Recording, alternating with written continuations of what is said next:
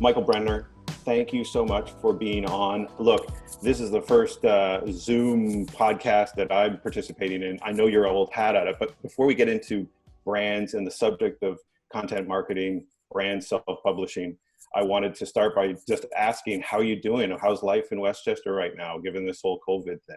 Yeah, we're doing the best we can. I think that's a standard response. I always ask people if they're staying safe and sane because I think it's a concern on both levels. But no, I'm good. I think positivity is a choice, and I try to be optimistic and thankful, and reaching out to my friends and family, making sure they're okay mentally as much as anything else. And so we're doing great. How about you? Well, we're doing good. I mean, I was going to ask you, the way in which you work, you do a lot of work from your home and from your home studio. I don't know if you felt a difference during the day. For me, it's a little bit different. I'm used to going into the office, used to being at the studio. Of course, it's weird. It's weirdness everywhere. I try to get out in the morning, get a good walk. There's not a lot of people around, but it is odd to be in a pretty populated city and still it being kind of shut down. So Hmm. it's surreal. Yeah. Yeah, it's definitely strange, and we're kind of the opposite. I'm in the suburbs outside of Philadelphia, and normally I go for a walk first thing in the morning, and everybody's driving to work, and now I go for a walk in the morning, and I'm meeting neighbors that live 3 houses down I haven't met before because everybody's out walking. So yeah, it's different for sure. But I've got 4 kids, and they're loving it. I mean, they're doing school right now. They'll be finished by noon, and then they have the rest of the day to kind of relax. So, we're kind of enjoying family time, I guess, more than anything else. Yeah, well, you have the right attitude. You're right. You just got to stay positive, and we'll get through this, and it will end. Hmm. So that's Yeah. great. So let me start here by just saying, this crisis has come along, and what do you see in terms of brands and how this crisis has affected them in terms of the content that they're putting out there? Because we're talking about the thing itself. It's kind of different days right now. Hmm. Everyone wants to address the messaging, but what are you seeing out there that like who's doing it well, and Yeah. what's your opinion about the whole thing? Yeah. I've been trying to. I mean, my approach to creating content has always been to just try to answer what I think are the kind of elephant in the room questions that people are asking. And if I feel like I have an interesting insight, or well, I never think it's interesting, but if I think I have any insight, I'll try to share it. And so the first article I did in response to this was because I do a lot of speaking at marketing events, and I have a lot of friends in that community, the event organizers and owners of conferences. So I wrote an article just on what do you do when your marketing event gets canceled, and uh, Adobe, who is a client of mine, but did a really good job, I think, of taking their Adobe Summit that would have been in Las Vegas last month, actually just a couple weeks ago, and moved it online. I think they did that very well. The second thing that I wrote was an article like, what even is marketing? During this crisis, and it hit me when I saw an ad for Chevy trucks when Chevy dealers aren't open, and it seemed a little tone deaf. Um, I also saw an ad, and this is the one that I'm going to point to. You can't find it online because they've scraped it from the entire internet somehow. But it was LegalZoom ran a TV ad that said, "Now is the best time to update your will." And I remember thinking the subcontext, the sort of the subtle, subconscious message was, you're more likely to die right now, so you probably should update your will, which is just awful. And they even, as of late last week, still had a tweet pinned on their Twitter page about why now is a good time to update your will. It's just extremely tone deaf. Yeah. Um, in the article, my advice to brands is it's not the time to advertise. It's not the time to try to sell your stuff, because I don't think a lot of people, outside of protective gear and fitness equipment, toilet paper, I don't think people are buying a lot of stuff. Right. But I did some research and I looked at some of the search trends. It's interesting. I looked at marketing, advertising, content. I looked at some of my clients, what they do, technology, infrastructure, cloud computing, content, like collaboration platforms. Interestingly, what I found is that there was a dip in search traffic starting around the first to second week of March. Pretty significant 35% decrease in average search traffic on those key sort of what you could call B2B selling terms. Interestingly, though, it didn't go down as much as it would go down during like the Christmas holiday. And also, it's now starting to come back, and it's almost at pre-crisis levels. So what I'm finding and what I'm recommending to my clients is don't stop creating content. People may not be buying, but they're certainly educating themselves, and they're learning and they're searching. So, kind of stay the course when it comes to content. I feel like we're seeing a little bit of burnout in terms of messaging from brands that is all about, we're here for you, we're going to get through this together. They'll do a kind of something directed at frontline workers, their support. But it does feel like now that we're into some of us, been home for a month or more, it does feel like, it feels to me like there's a bit of burnout in hearing some of that messages. Now that can turn into a bit of negativity for brands. I know you're mentioning this search term thing. Is there a connection there between those two things, that people are more open to getting back to normal or the new normal? Yeah, I do. I've been calling it the COVID-19 content backlash. The first week, all the CEOs from all of our companies were sending out, during this COVID-19 crisis, everybody sent those emails out. There was a great article in The Guardian. I recommend everybody check it out. If you just search for The Guardian poem, one of the writers at The Guardian created a poem from all the headlines she received about the crisis, really pretty much making fun of brands. What I'm seeing is, I think the time to address it directly, we're here for you, we care about our workers.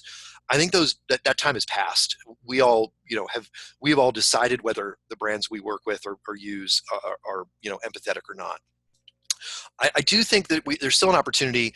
I'm even still creating a little bit of the, during times of fear, how do you shift your marketing strategy? I'm doing a little bit that I would call it in context, but not directly, throwing it in people's face, because I think we're getting tired. We're starting to see a backlash of, I think, people that are trying to, we're human beings trying to get back to some sense of normalcy. So I'm suggesting and recommending, a little bit of a shift away from direct communication, but not ignoring the crisis completely. How do you bridge those two things? Like, if we could look at that and say, of course, right out the gate, you're having brands acknowledge the fact that we're in the midst of a crisis. They're not selling themselves. The smart brands are sort of going, it's not a time to sell, to your point. And then on the other side of that would be where we're back into sales mode. How do they bridge that gap that is, to your point, acknowledging the context of where we're at, and yet still putting out their brand value, or what does that look like? And it seems like a tricky bit of business. Yeah, it is. I think number one is, don't do the two things on the either end of the spectrum. So one is create content that's all about it. I think we're getting tired of that, as I mentioned. The other thing is, don't create content that's completely ignoring it. And so for me, it would be, best ways to network at a marketing event, probably not a valid piece of content to create right now. So kind of do an audit, I think, is my recommendation, to not do those two things. And then in the middle, my advice is to, stay the course, continue creating content that answers customer questions, or, that delivers some value from your expertise and your companies. And where it makes sense, mention, the crisis if it's relevant. Just about every piece of content could kind of, mention it. And it's really just a question, as you said, of kind of balancing and walking the line between those two don'ts, of saying it too much and being completely tone deaf. It's a tricky thing. It's true for any crisis. I think any crisis communications person will tell you, it's a balance that you have to try to achieve in any crisis, to try to make sure that, your audience knows that you're aware of what's going on, but you're not trying to be too opportunistic. Yeah, I mean, I come from an advertising background, and of course, when this first came on, the advice is to not go dark. And now that we live in this this world where brands are publishing more and more of their own content, there's probably no excuse for anyone to go dark right now. But one of the questions I wanted to ask you was, I know you've been doing this for so long, and you're such an advocate for it. For me, it's far more recent, but I'm terribly passionate about it. When I talk to people who own companies or brands, some of them feel that their content is so dry that they don't feel that they can create compelling content. And we can talk a little bit about the creativity side of things, because that's one of my other questions for you. But what do you say to companies who, in my list of questions that I sent you, it was like, what do you say to a company that makes upholstery for car seats, when they say, well, I can't get involved in the creating of content because it's too niche or it's too dry? Yeah. What do you say to that? Yeah, and the question, it's a great question. It's probably the first one I hear from I don't want to call them skeptics in a negative way, but just people that are naturally and in a healthy way somewhat skeptical. The question comes in two forms. One is, what I do is too boring. The other one is, there's so much content out in the world, how could anything I create break through? And so I think the answer is kind of the same for both. And I used to, when I worked at SAP for a long time, I got that question a lot, especially from technical people, engineers who are super smart, and they were often pretty humble and didn't believe that anyone else cared about what they cared about. And I used to say, I don't, like, if we sell at SAP at the time, manufacturing was a big, part of the client base. I'm like, we have clients who sell ball bearings.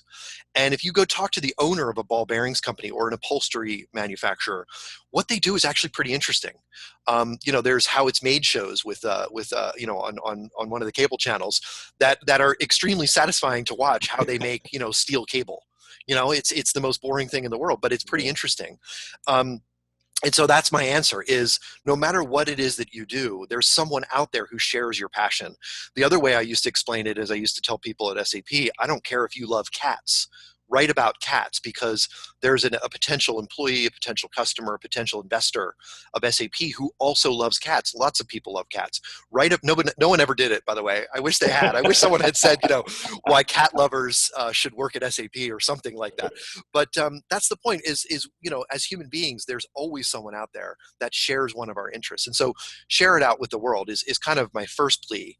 The second one, which gets to well, how could what I create ever break through the noise of everything else that's being created?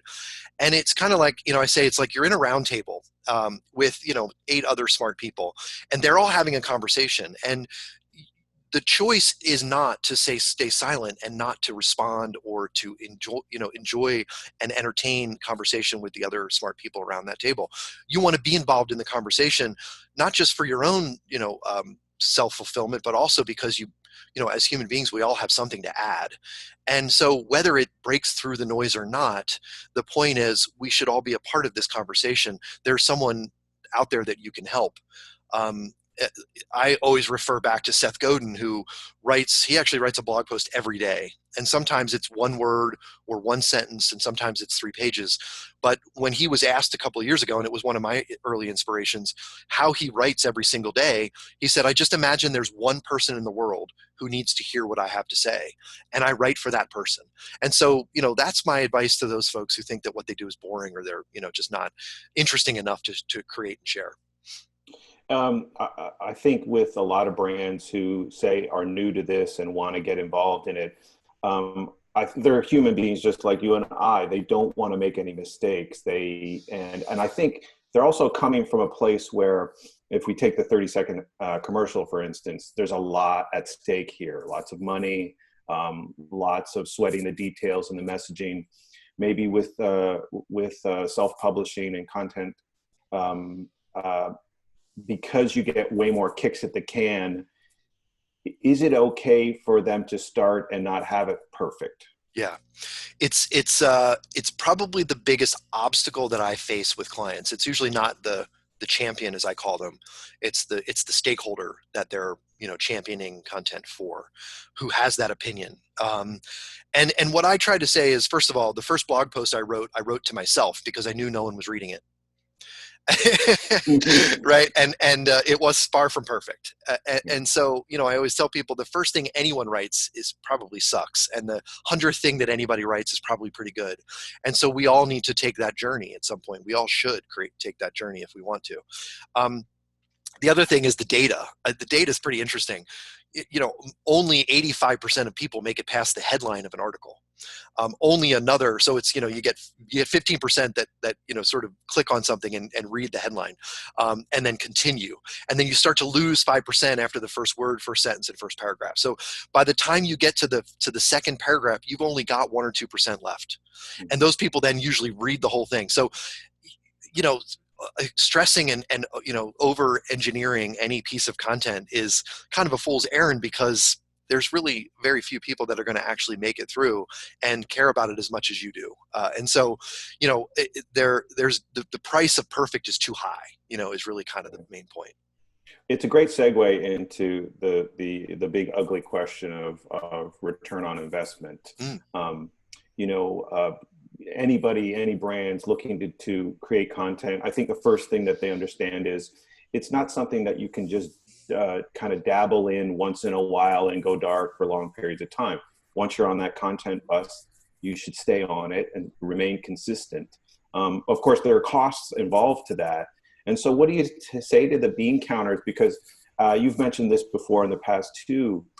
They're using the old metrics in terms of what success looks like or what return on investment looks like. So when you're in a room and you're getting the tough questions from the money side of things, when it comes to creating content, how many people, how many employees, the fact that they need to be paid, what does success look like? And how do you change that conversation and that dynamic? Yeah. And I kind of took that big, hairy question and answered it in my first book, The Content Formula. And the reason I did it was because so many executives would ask that question. And they often were the same executives who would ask for me to create a viral video. And I'll never forget, a good friend of mine, Todd Wheatland, once said that the only answer to the question, how do I create a viral video, is F you. I had another person say, you say rub a lamp. Right? Exactly. Exactly. It's like, oh, wow, yeah, I can snap my fingers. That'd be great. Exactly.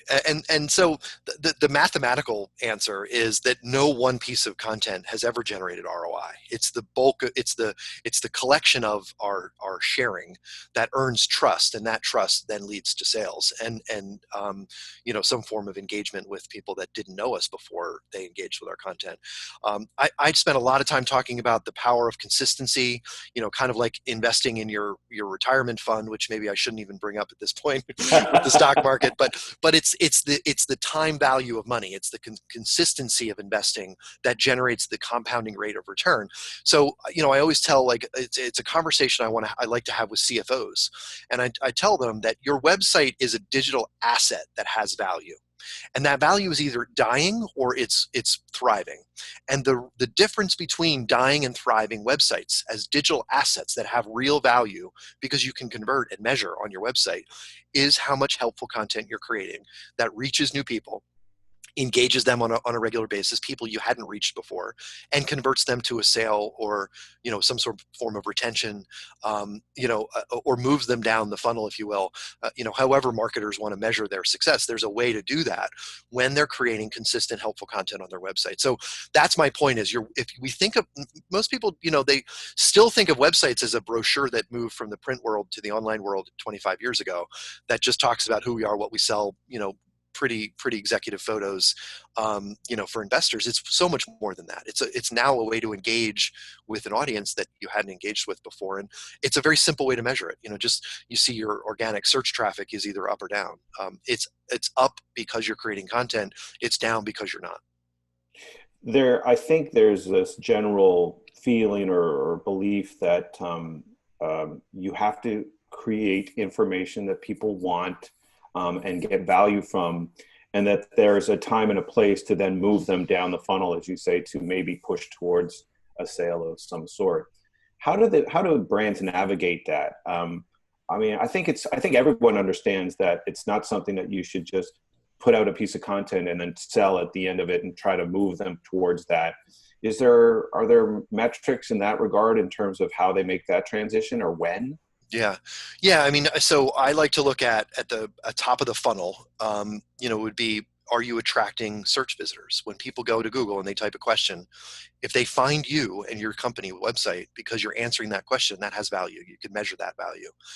The value is very simply, what would you have paid in a paid search ad to get that traffic, is kind of the sort of relevant or equivalent media value, as we like to call it. So that's one way to measure the top of the funnel. The middle of the funnel, there's a couple of different ways. One is I like to really recommend my clients use newsletter subscriptions, people that subscribe to your content as the best measure of success, because that's a value, that's a measure of quality. I don't, we already have too many emails, right? So if I'm subscribing to a company's newsletter, they must be creating something that answered a question and was helpful to me at some point. So that's a way to measure, we call it a small conversion. And then there's the things, free trials, click here to talk to a salesperson. There's got to be some off ramp, if you will, to a real conversion.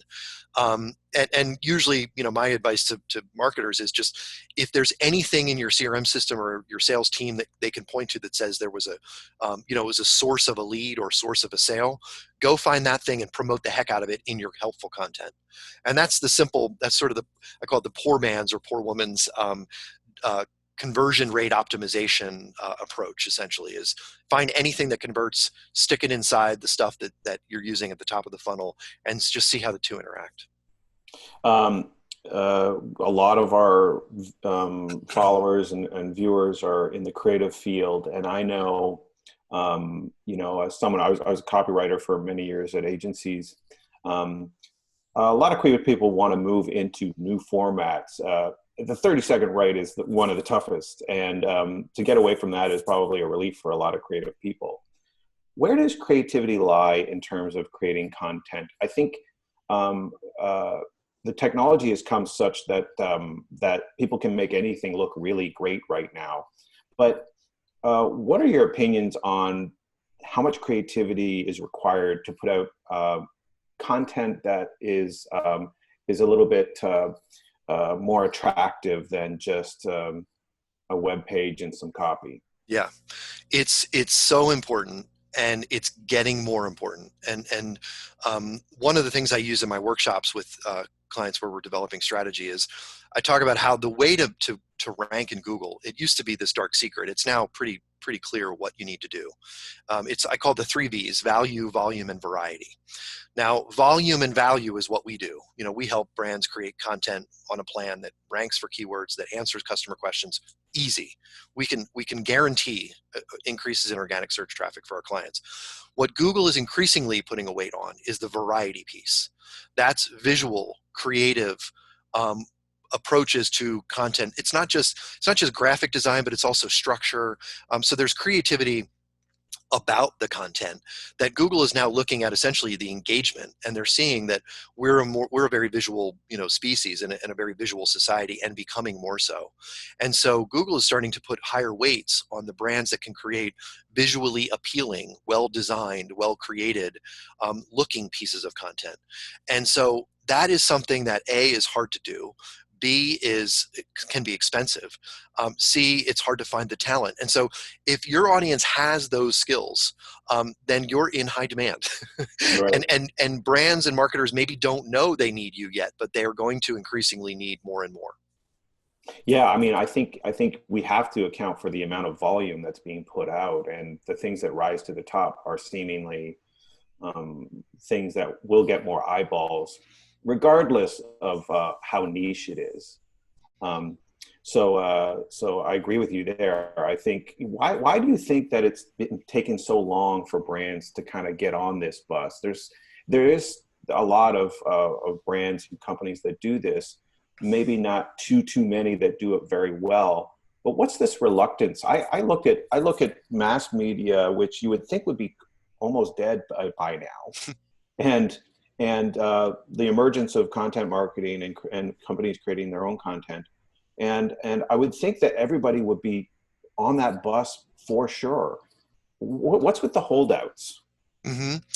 It's well, my favorite quote or line that I give when I do keynotes, that it seems to get tweeted more than any other, is: behind every bad piece of content is an executive who asked for it. And and I love to. I usually show a picture of like a curmudgeonly 65-year-old white guy executive, and I point at him and I say, it's his fault is the reason why, but I also then implore my audience and would implore yours to think that we have to start taking accountability for the crap that's out there. Mhm. I think those of us that are in creative professions, that are creators or sharers or thought, leadership kinds of content creators, self-publishers, we need to take accountability for whether what we create is working or not. And so we need to convince executives and learn how to pitch the business case for why the time to just stand up and talk about this is who we are, what we sell, and why we're better, and realize that people don't care about brands anymore. The Nielsen, my first employer, survey 2 years ago showed that 75% of people wouldn't care if the brands they use disappeared completely.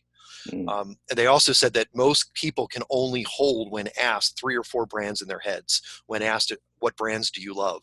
And for most people, by the way, it's Starbucks, Netflix, Amazon, and maybe one other, Apple, maybe. Right. There's very few brands that we actually care deeply about. So you're not as important as you think you are, is kind of the first message. But there's this tremendous opportunity to stop selling, to stop promoting. I say it's our natural instinct as business people to think that's what we should do. But when you sort of turn your head around and think like a consumer or a buyer, you realize that we're all in need of information. We want brands to create helpful content. The survey, another survey by Gallup, showed that 80% of people want brands to create helpful content, and 80% of people don't think brands do. 80% of brands think that they do. It's funny that it's 80%, it's 80 something percent for each one of those. So Mhm. we all think we create helpful content, but we don't. Our consumers, our customers and buyers want us to create helpful content, but they all say that we don't. And so this is what we need to change. We need to change the mindset, really, of what a brand should be communicating. Helpful content versus promotion and advertising, I think. I have to think that I don't know if this is the bane of your existence, but I have to think it's one of them where you continually have to um, be positive and encourage brands that might be a little bit impatient or might have preconceived notions about what success is. I know for me, there's plenty of places that I get content that I really value, but it's like you can't go steady with them all the time, right? So it's like there seems to be an amount of people that you can listen to with the time that you have, and I'm going to say it's something like, I don't know, maybe 3 or 4 or something. You can't just add more and more to the queue. That means you're going to have people who are going to drop off and stuff like that. How do you not get discouraged with that? Because it's unrealistic to think that someone's going to stick with you every day, 24/7. Mm-hmm. Yeah, I think we Corporate Executive Board, which is now part of Gartner, did a great study on the buying habits in technology purchases that go from usually in the 5 figures up to 7 figures. So 10 grand to $2 million. And what they found was that the influence of people that were not known by the companies that were selling stuff was 9 out of 10 of the touch points in a sales process. So in other words, influencers, stakeholders, the CFO, who is influencing the CIO making a technology purchase, the end user of a piece of software, who doesn't even work in the same department as the CIO who's making the technology purchase. All of these people and all of this content requirement is unknown to the salesperson and unknown to the brand. In other words, it's easy to say, look at, out of the 10 people that are engaging with our content, only one of them is maybe relevant to us, because we misunderstand and we misinterpret data. We think that there's a funnel and there's a person and the person moves down the funnel. And that's just not true. What we find is that people come in and they're people we don't know, and they go out and they have to go convince somebody. One of the best examples I love is, and I used this at SAP, was we were selling a big data solution called SAP HANA, which kind of cranks through tons and tons of data using parallel processing and all this kinds of technical stuff. And I suggested we should start creating really simple content, like what is big data? What is cloud computing? And the marketing team was like, well, our buyers are really educated. They know what this stuff is. And then I showed them the search traffic. behind those search terms. And it was massive. And I went to the sales team and I said, I'm thinking about creating this really basic piece of content. What is big data? And they were like, yeah, that would be perfect because my buyer knows what it is, but he's got 6 other people he's got to convince and explain and educate. And so marketers, I think brands sometimes just underestimate the basic educational needs of the folks that, that are in the buying process. So, again, it kind of a long answer to what's really a simple, sort of problem is identify the questions that anyone might have in a buying process, look inside your company for the experts that have those answers, and create that content very simply. One of the other questions I was wanted to ask you was, because I read that article that you did called, why brands should be more like publishers. Mm-hmm. I know it's a language thing, but I so much love this word publishing or self-publishing over content marketing. Mm-hmm. I'm not sure why. I think when it comes to creating content, to your point, looking inside your own organization, finding those people that are really have something to say, and then exploiting that for Mm-hmm. the purpose of creating content. That's what I like about the word self-publishing over content marketing. Do you think there's a difference there, or am I out to lunch in terms of that as a misnomer? No, I think you're absolutely right, and you're onto something because I love to say marketing has a marketing problem, and what I mean by that is most people think marketing is just ads, and most people have a negative impression of advertising as something that interrupts our content experiences. So we use the term content marketing to kind of differentiate from the sleazy promotional interrupting your football game television ad impression of what marketing is. I think your natural instinct to not want to use the word marketing is because of that negative impression that we know. I always say, ask your mom what marketing is, and she's going to say it's this television ad. We marketers, the marketing function and discipline, needs to do a better job of letting people know that marketing is supposed to be helpful. It's supposed to be a two-way conversation. It's supposed to communicate value and purpose, not just sell stuff. So I think your gut instinct is to use a different word that better describes what it is. And it is really publishing. And for the best brands, it is self-publishing. And it's pretty funny. Like I remember the lawyers at SAP were like, you can't go create articles without legal review. And I was like, wait a second, it's not the brand that's talking, it's me. It's the expert down the road who I'm going to go interview, and they're going to be the ones talking. I don't need your legal advice or approval on what their opinion is. And they're like, oh, as soon as I explained that to them, that it's self-published, they're like, oh, it's not us publishing it, but it's fine, then go ahead. So I think you're right to use that term because it sort of better describes what it is. It's opinion. It's the expertise and the opinions of the smart, passionate people that work inside organizations that are simply sharing what they know and what they love. That generates the trust and the value that I think content marketing or self-publishing can generate. What's your opinion on the mix of content by medium? I know everyone knows, even the fact that, Josh was the one to push me into doing video. I wanted to do a podcast. He was like, no, you should have a video component. I don't know what it is. We'd like to see people. We like to see people talk. And video, of course, is one of those things that, you see high engagement numbers because of what it is. Do you think it's, do brands miss out if they don't cover a mix of medium as it relates to content publishing? Absolutely. It goes back to that variety, value, volume, and variety thing that I mentioned earlier. The example I use with brands is if when we did, if you live in a city and you walk by a newsstand and you look at the newsstand and you see, you see dozens of publications that have faces of people on them, because faces sell, because we're naturally attracted to another human face. And then I say, go look at your website and you see a hero shot of a ball bearing or a piece of upholstery, and you wonder why your website doesn't work for you. Have a picture of a happy customer sitting on your leather upholstery, or of a happy plant manager using your ball bearings. We started to see brands use visual faces on their website homepages, starting a few years ago. Microsoft did it, Chase Bank did it, Accenture did it, a couple of different examples where we started to see this shift away from just dense copy to living, breathing variety of medium. And so I do think, again, I think images are important. I think faces of real people is important. One of the things I love, you use the term self-publishing. The reason I was successful at content marketing at SAP was not because of the strategy I employed, but because the strategy I employed relied on people. All we did was activate, as I called it, activate the expertise of now 10,000 employees are contributing to the SAP website with articles that some of which are great and some of which are, a work in progress. Right. But I think it's important that, and everybody has their own, creative style. And some people are, just, sharing images and some people are doing self-taken videos. And it's just really great to see a vibrant organization that celebrates the people inside it.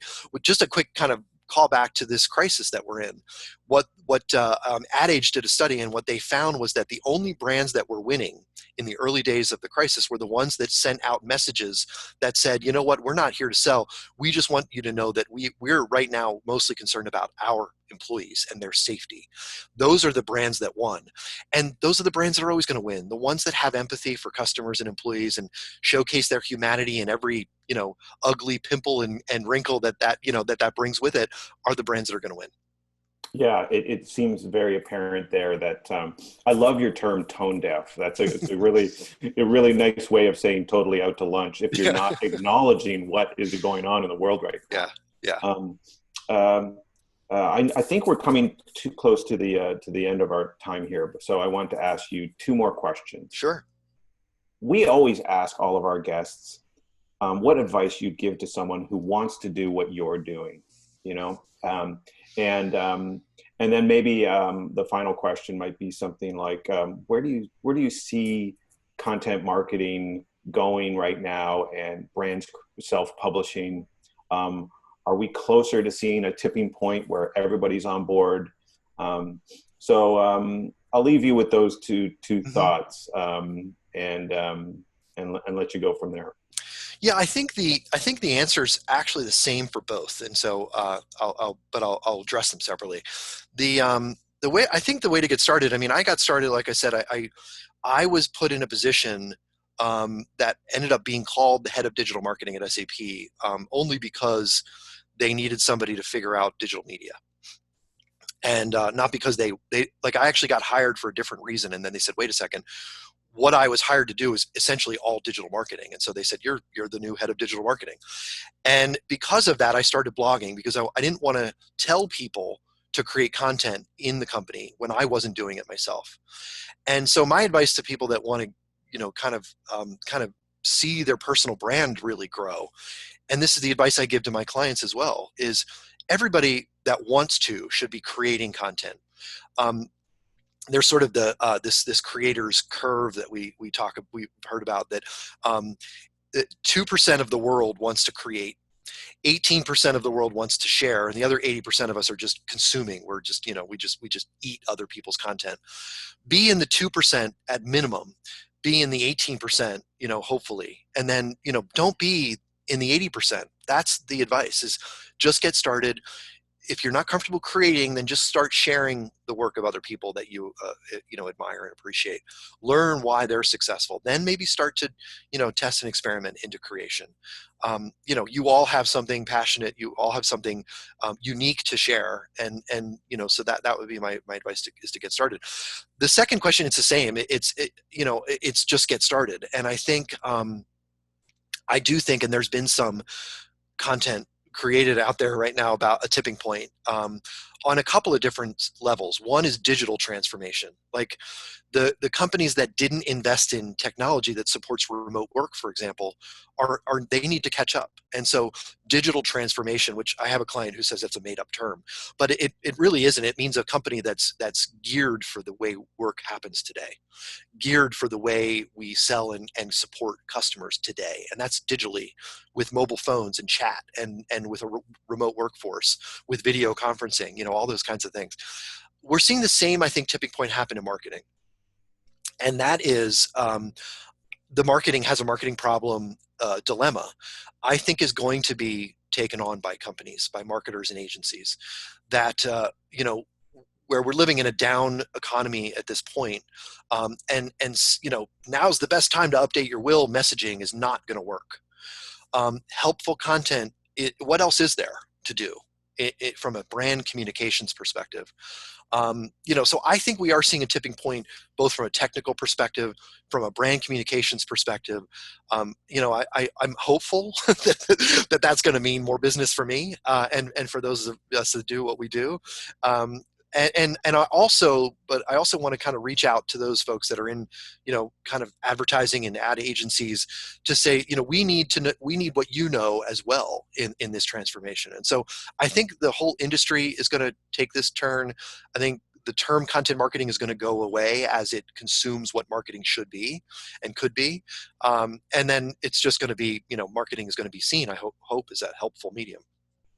Well, that's a great answer. And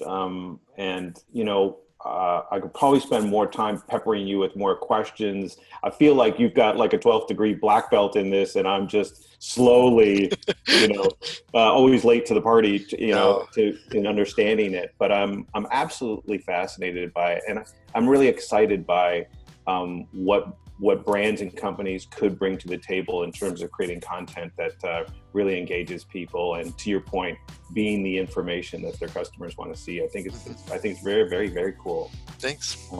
So I want to thank you so much for your time. Hoping that everything in Westchester is chugging along as best as they can during this time, and just thanks once again, Michael. It's been great. Thanks for having me. This is fun. This episode has been brought to you by the National Advertising Challenge, North America's only brief-based challenge that sends winners to Cannes, France.